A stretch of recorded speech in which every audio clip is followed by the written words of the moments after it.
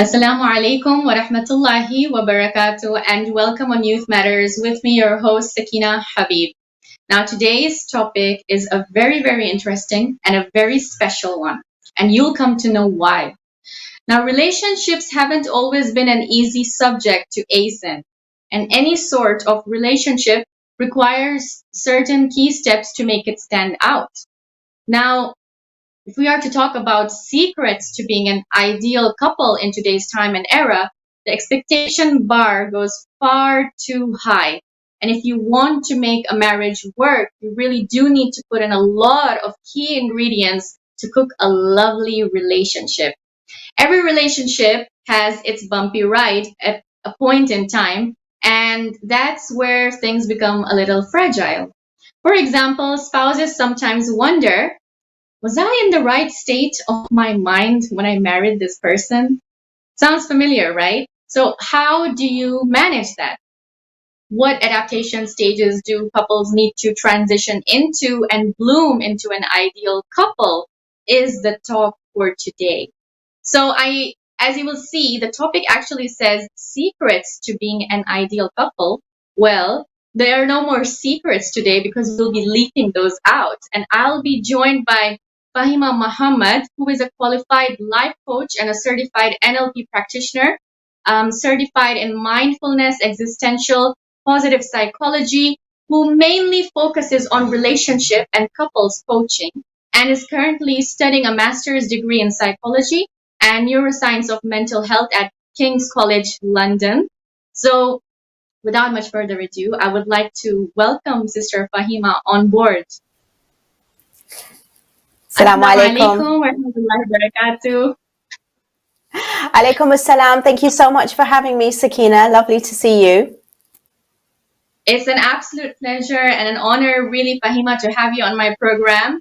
And what's more exciting is that we're going to be discussing about a very important topic in today's time and era. And I think that everybody would really benefit from today's program. So how about let's get started, right, with today's program. And first, let us know, how was your weekend? How's everything going on your side?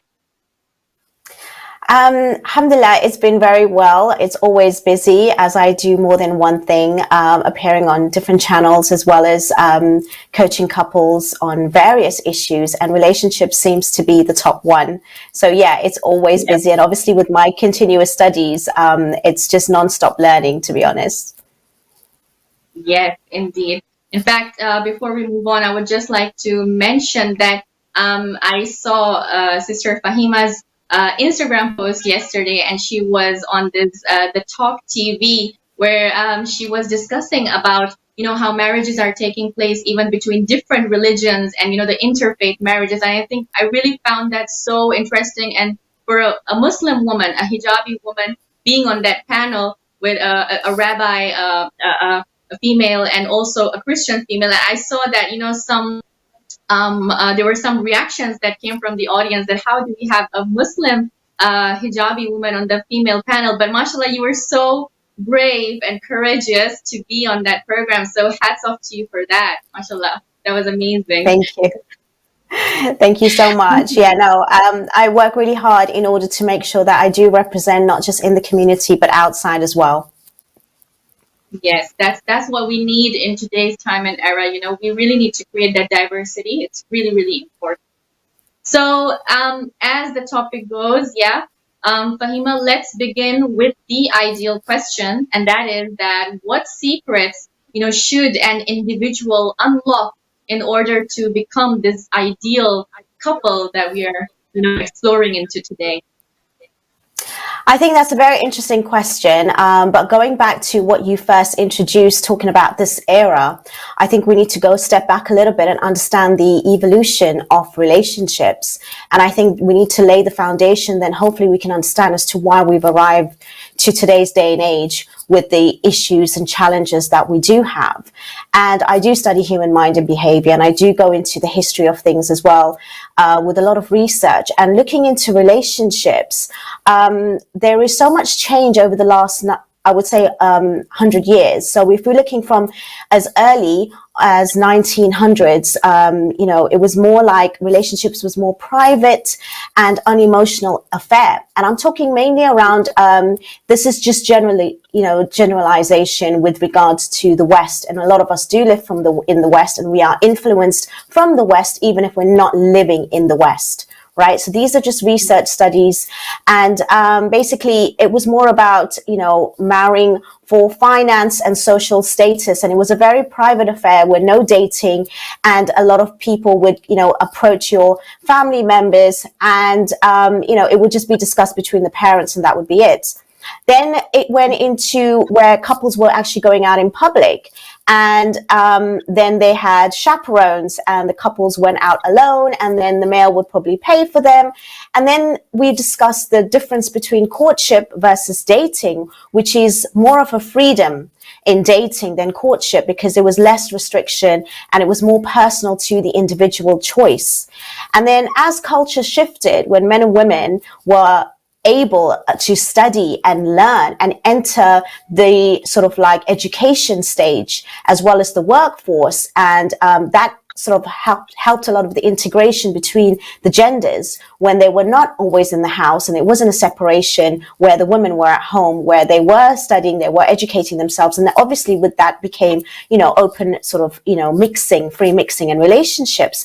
And then it was the society of the proper match as well as falling in love. So then it changed from, us wanting to actually, find someone with regards to different expectations to the individualistic sort of way of thinking. And now we've, come into the year maybe 1950s, where people in America, if you talk about going steady, so you'll have a relationship and it would be exclusive to that one person, but it wouldn't be for marriage. So it'd be less and less commitment. And then obviously you had the 1960s with free love and exploration, intimacy, less and less commitment. And, the freedom was so much more with regards to people not having that sort of responsibility and commitment. And then it was the increase of, the premarital sort of like affairs and intimacy, and no longer was it sort of long term.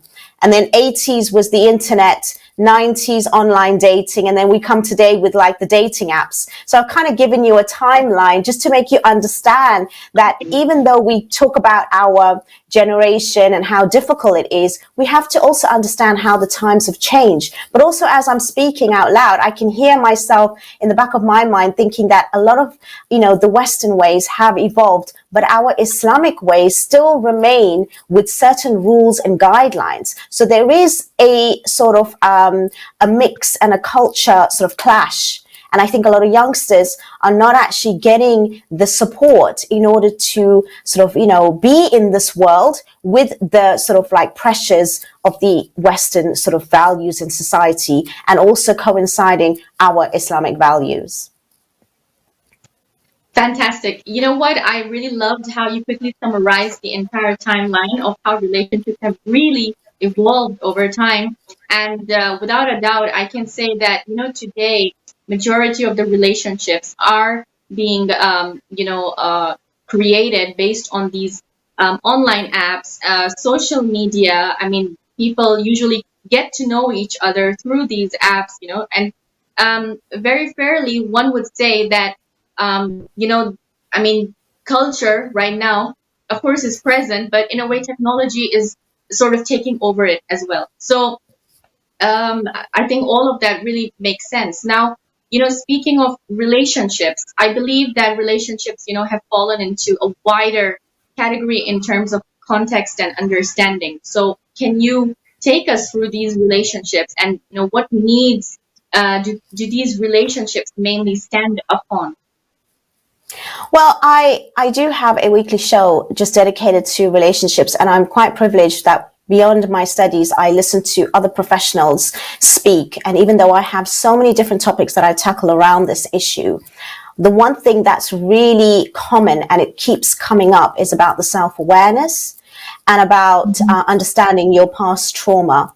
Because as you understand psychology and you realize that how we behave is from the way in which we were brought up, Not to say that we are doomed if it was a negative, but it means that we need self-development. So when we are growing up and we are studying and learning, and our parents push us to the next stage, that even though we've never been interactive with another gender, all of a sudden after university, for example, or working for a couple of years, you got to go and find someone and just, fall into place. And in the past, that would be okay.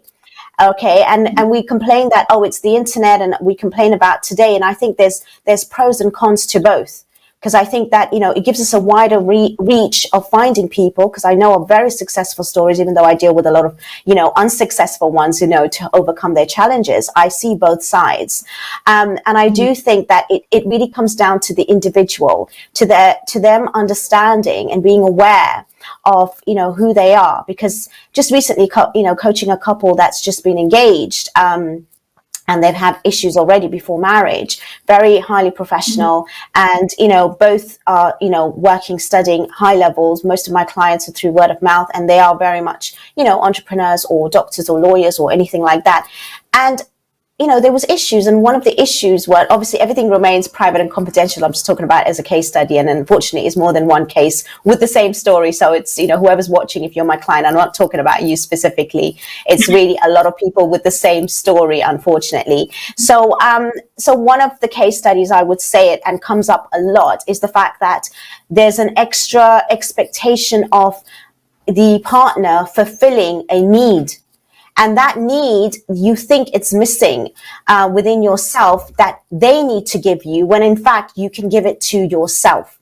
Now, you can be studying for years and, learning and, not needing the support and trying to get away from even your parents' interference for, up till maybe 25 or more, right? And then all of a sudden another person comes into your life, and then they need to be your carer. They need to give you happiness. They need to be your therapist. They need to be, giving you all of these things, even though they're probably on the same level, if not less than you, to grow up, right? And develop themselves. But then the expectation, forget the materialistic thing, is all that emotional need that you feel is missing, which you were okay with. But all of a sudden, you've got a partner, and now they've got to make you happy. They have to fulfill you. They have to give you things where you can give yourself and grow and develop and support each other together if and when you need. So that is one of the examples of what I see is the issue today, regardless of social media, regardless of what is out there, which we continuously put blame on, which I use to my advantage because I know how to navigate it. And so can everybody else if they knew how.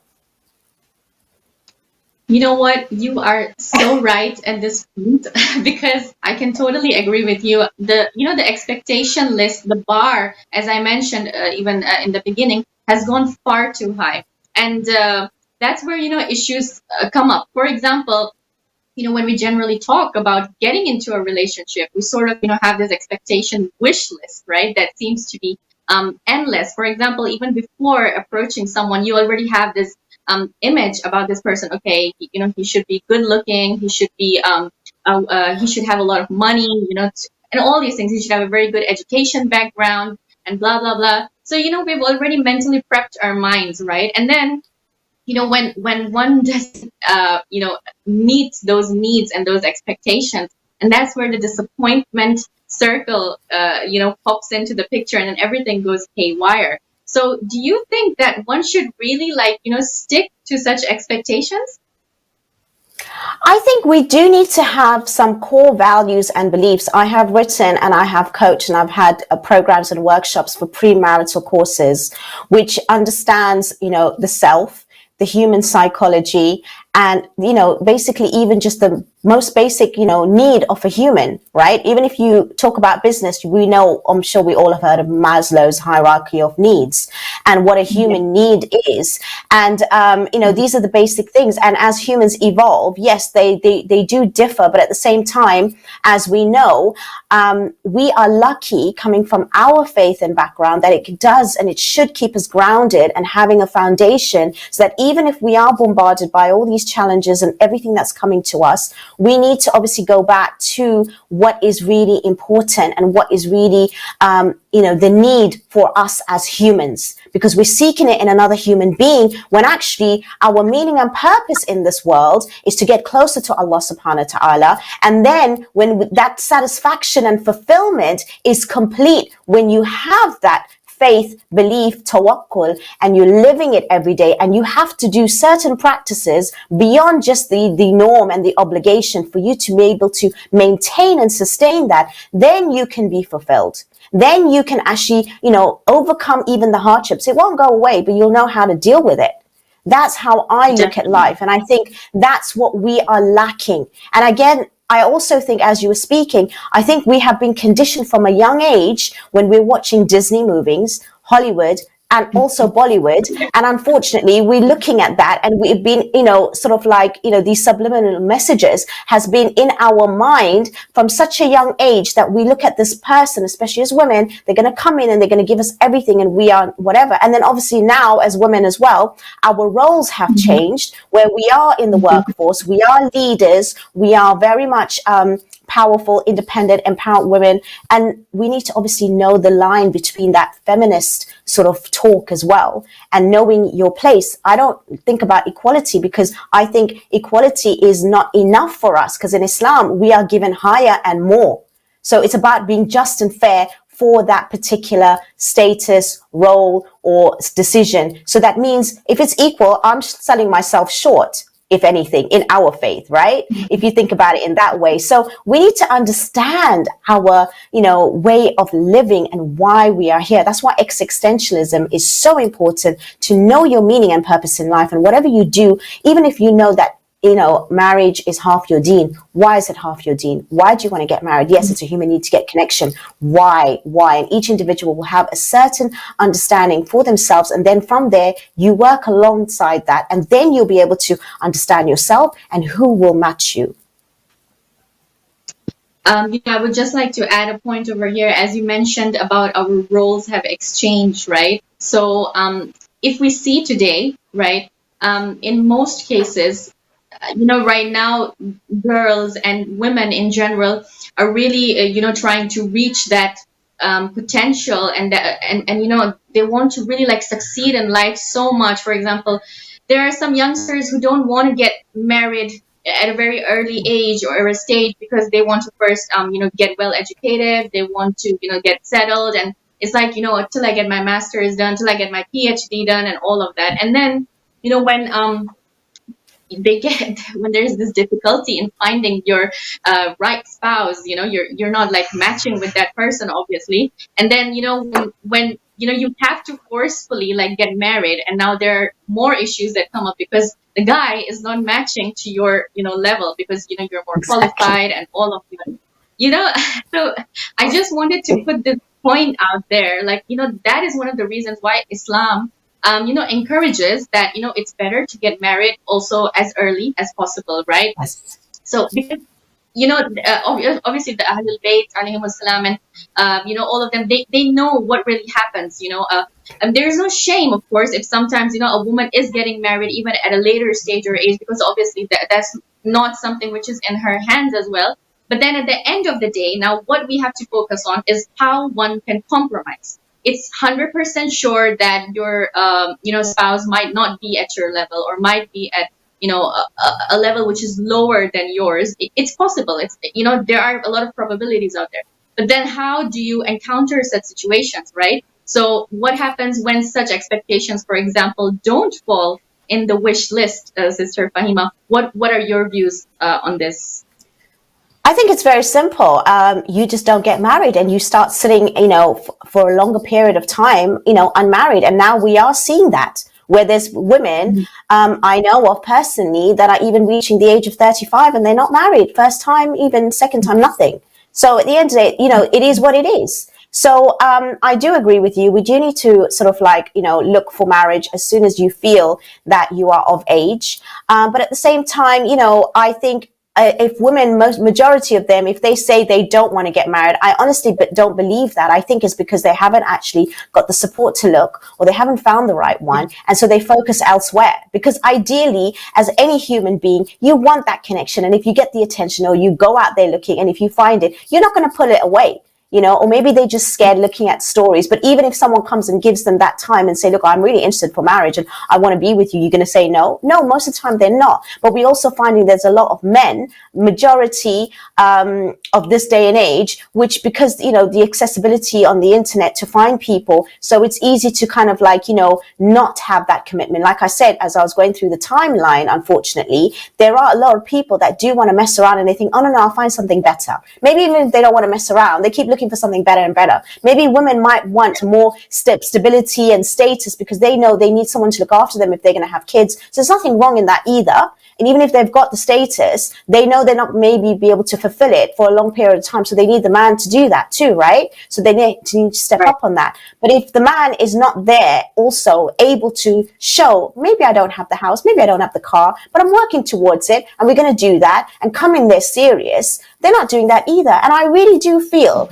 that, honestly, forget the internet, our parents have a lot to account for because they're not actually bringing up their boys and girls in a particular way to actually prepare them for marriage. And it's not about looking at it from how it was in their day and complaining how easy it was. No, it wasn't. You just put up with stuff because you didn't have any other choice. And right now, there are people that are speaking. We are having our rights and we're talking justice. I'm not talking about the ones that are extreme. I'm talking about people that really want to get married. They're finding it difficult and the men are not sent out there prepared to look after, or women are not even put out there, prepared to be a wife. You can be independent, but you don't have to hate men and be against them. You can be empowered and you can still need and be okay for someone to open that door and pay for you and be fine with that. And a man can have someone who is higher than her in status, but also respect her, support her, and have, the opposite support as well. I think it's all about the ego at the end of the day as well.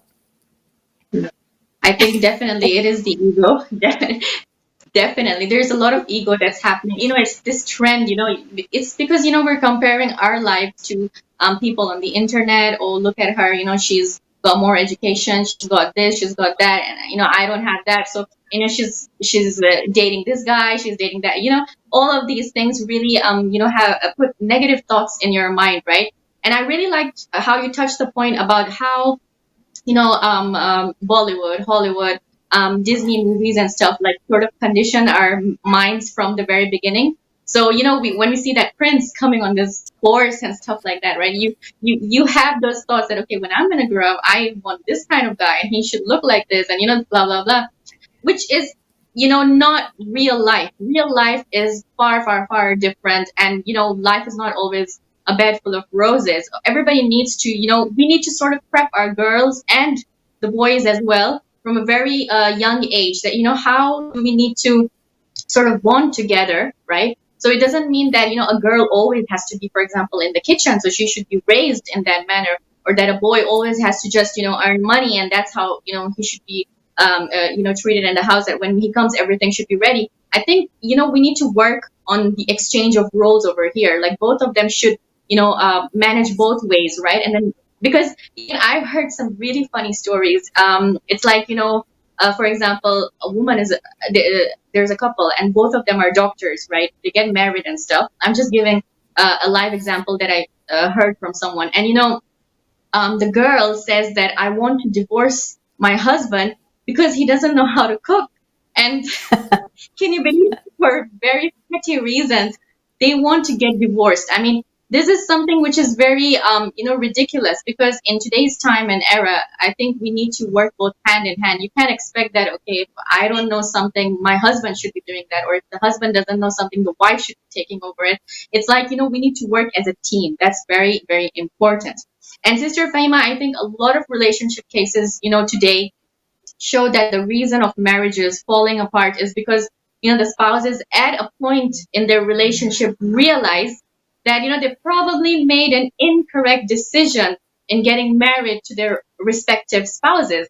Like, this is not the same person I got married to on day one, like how often do we hear such comments, right? So what would your say be on this? Yeah, there's various things to consider when it comes to that, because most likely correct. I mean, they probably would not have married the same person, moving forward in life. But then that's with everything, at the end of the day, because we humans, we evolve and we're going to change, right? But it's just that if you're not going to work at your marriage every step of the way, then you're going to evolve apart. It's just that these kind of couples, they realize, because they've had a habit and, for so many years, and they've allowed certain things, because a lot of the people that have come to me with their issues and they've been married for 6, 7, 10 years onwards, and I ask them these questions, did you notice this at the beginning? Did you put up with this for the last 10 years? Yes. So you've come to me now? Yes. So what does that say? That alone Okay. itself, says everything, right? And I'm not saying that, because at the end of the day, when you're feeling that you're not happy or you're not completely fulfilled or you're just tolerating something and you're putting up with something at the very beginning, that's a red flag, not for you to divorce the person, but go and seek that counsel and that intervention at the beginning, so that when there's the love and mercy and you still have that sort of feeling for each other at the beginning, because then you just kind of resentfully put up with it. And that's what our parents did, right? And that's why, we stick with it, because at the end of the day, because they just put up with it. And now there's less opportunity for that generation to maybe exit that, that sort of relationship, because it was more about the status and how would it look. And as well as, they didn't have the financial backing as a woman, for example. But now the reason why it's easy to do it is because they probably have that. But at the same time, that's still not the issue either. That's not the solution. The solution is when any two people or yourself is not feeling well, when you have a headache, you go and take a tablet. You try and fix it. It's the same with your relationship. Do it straight away and early on as possible. And even if it takes years, you're on that path and that journey to come to some sort of resolution, and you're working towards it. People always said, and I've mentioned this many times, oh, counseling doesn't work, coaching doesn't work. Yeah, because you've done it really at the end when you've got holding on with one line, literally, if you even have that line. Okay. So of course it's going to be like that. And I'm really passionate about this because I listen to stories every single day. I deal with couples, and there's many scenarios. Okay, we're not talking about extreme situations here where people have abuse or all of that kind of stuff. We're talking about everyday people, like you said. Oh, my husband doesn't cook, so I want to divorce him. It's because you yourself as well need to come to a sort of like a reasonable way of being. Like I said, if you are on that self-development journey, there's an awareness that you have for yourself. Then only when you have that awareness for yourself, you will have the love, mercy, compassion, empathy for the other person. Now, these terminologies are not even there anymore between friends, let alone husband and wife. We don't have the respect. We don't have the friendship. We have better relationship with our friends than we do with our own household, we are responsible for, who we are accountable for, who Allah subhanahu wa ta'ala is actually judging us for as well. So we're not taking it serious. We're just thinking, oh, it looks nice on the outside. It's ticking all the boxes. My parents are happy. The society and I look good, but I can do what I want behind closed doors. You know what? That's the attitude, unfortunately, and that's where the problem is. Unfortunately, yes, very true. And I believe that, in today's marriages, actually, the concept is not really like understood, like how a husband Yeah. and wife should actually like live together, how should they like bond together. I mean, okay, I know like the times have changed and stuff. I mean, it's not like, oh, the typical wife and husband relationship. Okay, like, the wife has to like serve the husband tea all the time, and the husband is just sitting on the couch and expecting, oh, well, at times have changed. I mean, it's more like like a best friend sort of relationship, right? So you can discuss so much with your husband, and it looks more from the outside like, are these like kids, or are they like really a husband and a wife couple? Okay, but what I would like to say is that not every husband and wife is perfect. Everybody has their imperfections. And, as you grow together, as you learn things from together, as you both evolve together, that's the whole point of like getting married, basically. You're growing into these amazing individuals and human beings. And then, of course, you get to learn so much from your children. You become these amazing human beings by studying from your children. So it's like there's always that cycle of improving, basically. So if one understands these things from the very beginning, then I think life really gets easy, as one goes on in their relationship. Now, if we see also the life of, for example, Imam Ali alayhi salam and Bibi Fatima Zahra salamullahi alayha, they're like amazing lessons that we can take from their life. Like Imam Ali alayhi salam honestly had nothing to offer Lady Fatima, obviously, in this world, and yet she really like accepted his proposal, and she loved him because she saw his good nature, and his level of taqwa was so high. These are some things that I think today's generation doesn't really like understand, which I I know don't it's blame difficult them. to I break. don't To be honest, I don't blame Yes, them to not exactly. understand, because you know what? Even as you're speaking, when anyone refers to religion and the role models, we're still not getting into enough detail. That's why psychology comes in very much involved. Whenever I talk to a couple, I use so many models and tools and strategies. So I'm saying, you want to communicate? Let's look at the types of communication. This is how you're communicating. What you're saying, it's like the adult ego state, the parent ego state, the child ego state. There's transactional analysis, for example. That's one sort of thing. You want to talk about, your vision. Let's talk about, there's the VWVW values box. So then, your vision, your worries. I've got, a whole lot of questions that I asked, for them to answer themselves, as well as, their partner, so that they can actually gauge as to who they are and who their partner is. There's certain exercises that you need to do. It's in sort of psychology, where, whether it's playing a game or whatever, and being in difficult situations and seeing how the other person respond, then you get to know what kind of person that person is, what sort of character they possess, how they're going to perform in sort of like some sort of difficulty, what they're going to be like. It's no point saying, oh, are you, a fair person, or are you someone who is, just or right? And they're going to say yes. Are you someone who prays or not? Put them in a scenario and see how they respond without them realizing that they are being tested. That's how you got to do it. So understanding human mind and behavior, knowing psychology, unfortunately, is going to be the norm for you to actually be in a successful relationship, because it's all about that.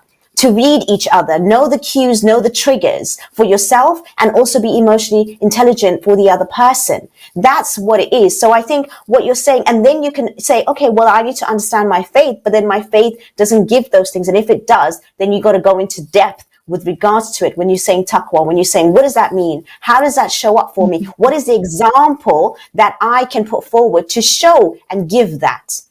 That's what we need to know. It's really asking and answering these questions. And by the way, I just want to quickly say, when we're talking in the West and the East about life coaching, a lot of people sort of, roll their eyes and say, oh, that's not really a job. But even though, of course, I've gone beyond that in my qualifications, but I am certified as a coach. And in the UK, it is, certain companies, which is basically training you like as if you're a counselor, where you have to have hundreds of hours of, coaching sessions, which is similar, where you have your supervisor, you're talking to people, you're given all these psychological tools, and you are coaching sort of / counseling somebody, and you're being supervised on it. So you know how to question them. And I give my clients these same tools that they can use on themselves, as well as as their partners or anyone around them. So it's really important that, whatever I'm saying, whatever I come from, it's from deep studies and research. And it's not just taken lightly. That most of people now, they're like, yeah, I'm a coach because I've just done, work for so long and I'm just going to coach them. No, if you're trained, it's a whole nother level. That's what's the difference. Okay, so Sister Fahima, you know what? I have this really interesting question that I want to ask you on today's program. What do you think about the dating and halal relationships? Like, what sort of an effect does this have on, certain relationships and couples in general? I think that word dating alone, again, we're using a lot of Western terminology, which is defined differently. So, as much as I might even say it because people understand, but if you go back into deeply, we don't date, right? We don't have that sort of same equation as, and anyone else with. If you come from faith, everything has to be done under certain rules and guidelines. So go and research that. We're not going to lay it out for you now, but at the end of the day, you need to, even if you're talking online, I always say people, tell that person, my sister knows, my cousin, my brother, my whatever knows I'm speaking to you. They have your details. Let's see if they run away, if they're that serious, or if they're going to continue talking to you. It's very simple. A lot of girls complain, oh, I don't really want to say that. It might scare them. Like, scare them. At least you'll know if they're true or not. Do it from the beginning. But again, we're so desperate for these relationships. We're not asking these uncomfortable, questions, and we're not putting ourselves out there to be real. That's the other thing. So I give this kind of advice and I give this kind of, feedback, so that at the end of the day, you rather know from the beginning. So even if there's no chaperone to begin with online, you can have that chaperone and test them. Make them really work for it and make them, let's see if they are genuine or not. And let's see how many people are actually going to continue swiping your name or picture, whatever it is. Thank you for that advice. I'm sure that everybody would really take this. I hope everybody takes this seriously and, sort of implements this in their lives. So I know it's not easy. It's, pretty challenging in times of today and everything. But then, that's how things should be done. Yeah, to be like on the safe side and everything, so that nobody gets into trouble as well. Now, if there's a lot of cases regarding divorces and separation today, and I think that we need to really talk and shed light upon some of the reasons why marriages are falling into these dark holes.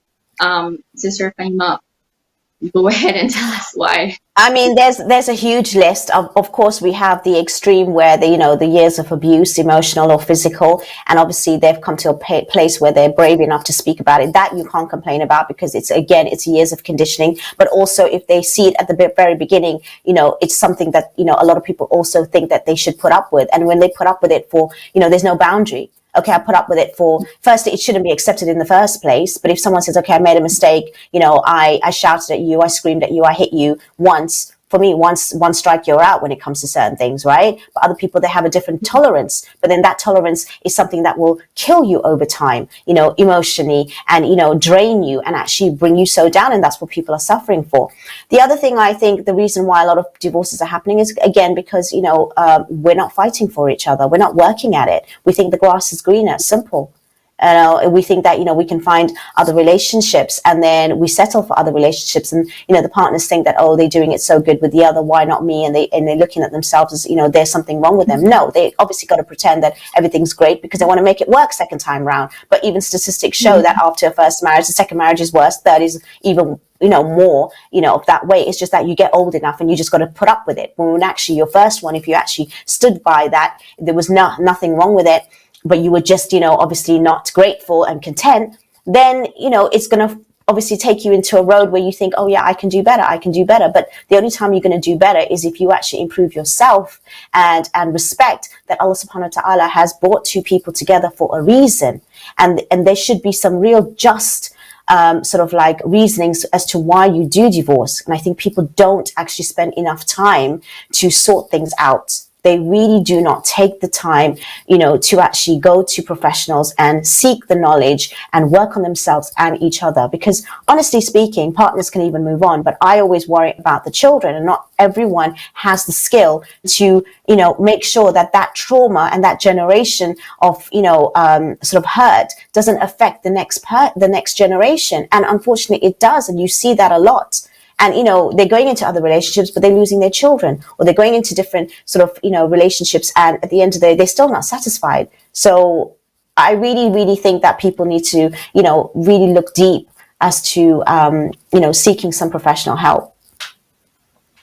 I think communication is the key over here. I mean, when people don't communicate with each other, you're not sharing what's really, going through your mind, and that sort of piles out as a grudge. And then, as years are passing down the drain, you're not realizing what's really happening, but you're really like losing out. So I think it's really important that one should first, communicate with your partner. If there are any issues, that you just need to like talk out, right?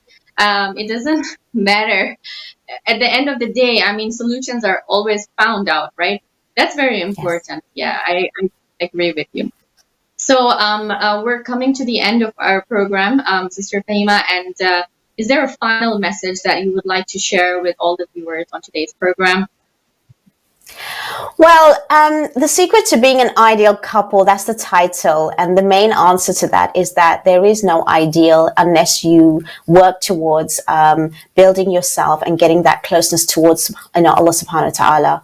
And I think that's when He will be satisfied with you. You will be satisfied with you. And inshallah, you as a couple will be able to be successful. And I mean successful even through challenge. I think we need to obviously adapt a mindset that in this life we are here and we are known that we are going to be tested constantly, whether it's wealth, whether it's children, and definitely your relationships. But it doesn't mean that you give up, and you got to work at it. And I think it's really important that you understand your faith and yourself very well, and know your psychology. I think, it's a really good tip for you. If you don't know it, get a professional. They'll share the tools with you, and, it'll be so much more useful that you don't just use on yourself, but you can even use on your children and your friends. It's never going to be a waste. So I would really, really advise that. And inshallah, the ideal couple is definitely out there, but not in the ideal as you see in that Hollywood, Bollywood, and Disney movies.